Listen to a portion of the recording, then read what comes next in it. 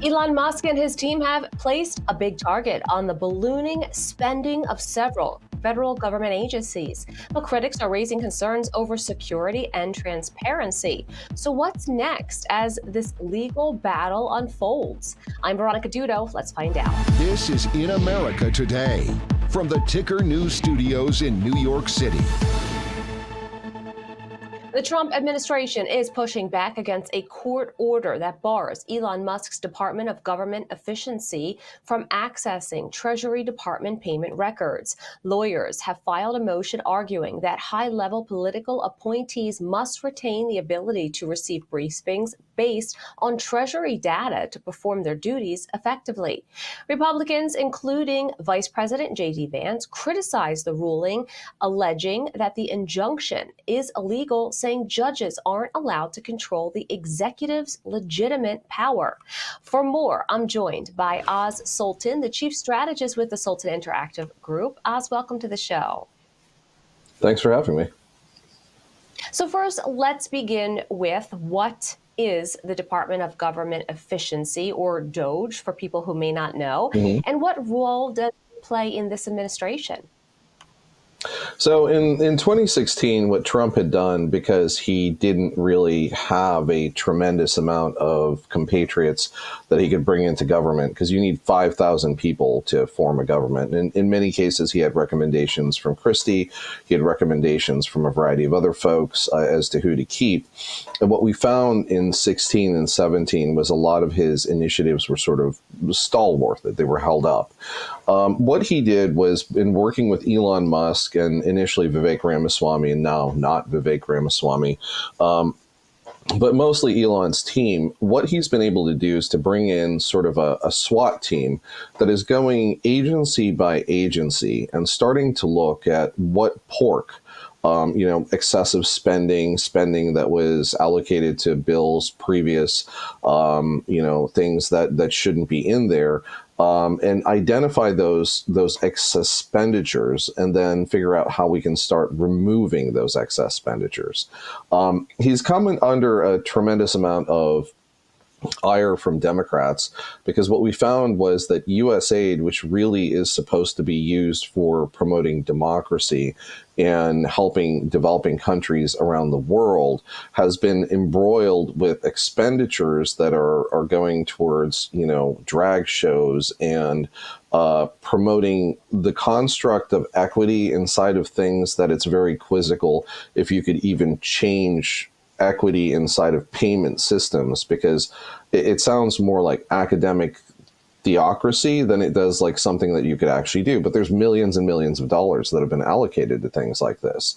And so the big battle now is that DOGE, which has cleaned up US aid and cut a tremendous amount of expenditure out of this, and we're probably going to see some blowback from Congress and some blowback from the judiciary on this, which will change what the end size of U.S. aid is. They've moved on to Treasury, right? And inside of Treasury, what they're finding very quickly are things like, we've made multi-million-dollar payments to another country. Great. What is that for? There's not even a code notation as to what that expenditure was for.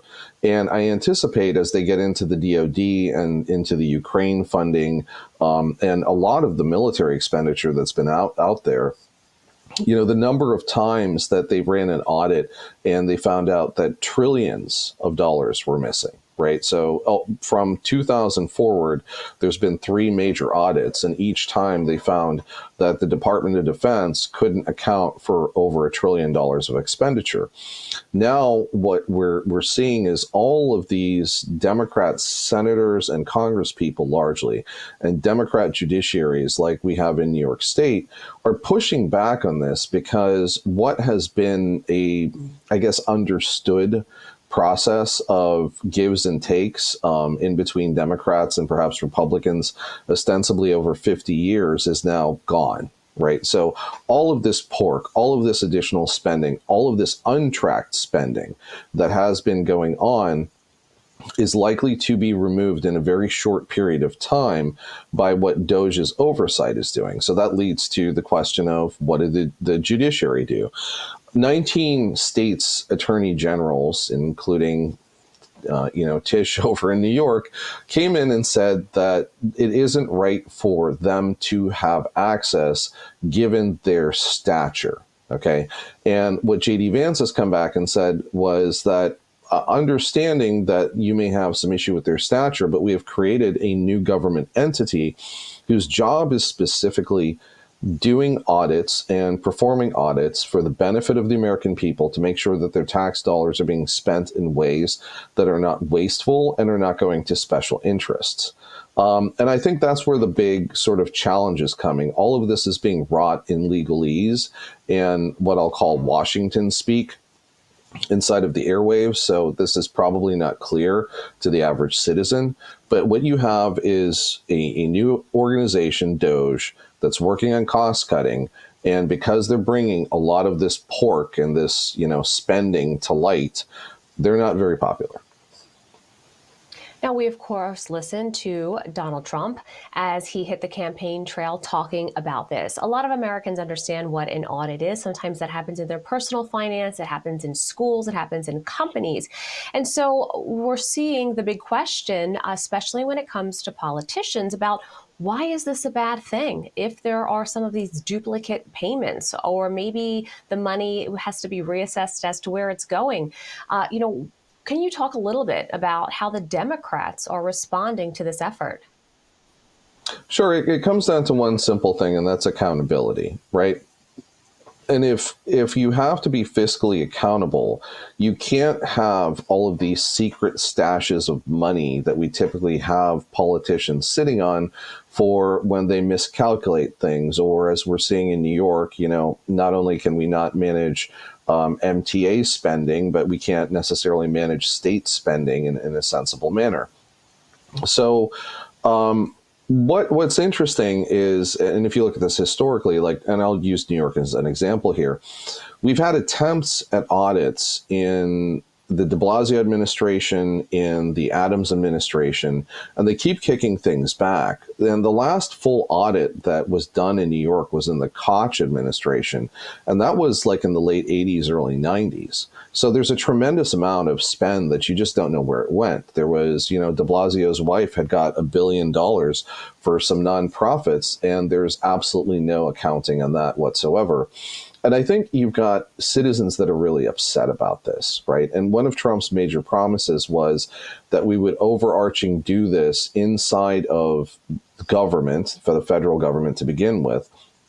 And potentially this could trickle down to states over the course of time, because we really need to see where money has gone. You've had billions of dollars that have been spent on a high-speed rail system in California going back over a decade.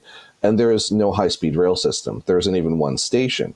You've had billions of dollars that have been poured into opportunities for educational, call it charter schools, right, in New York State, but we haven't seen those charter schools matriculate.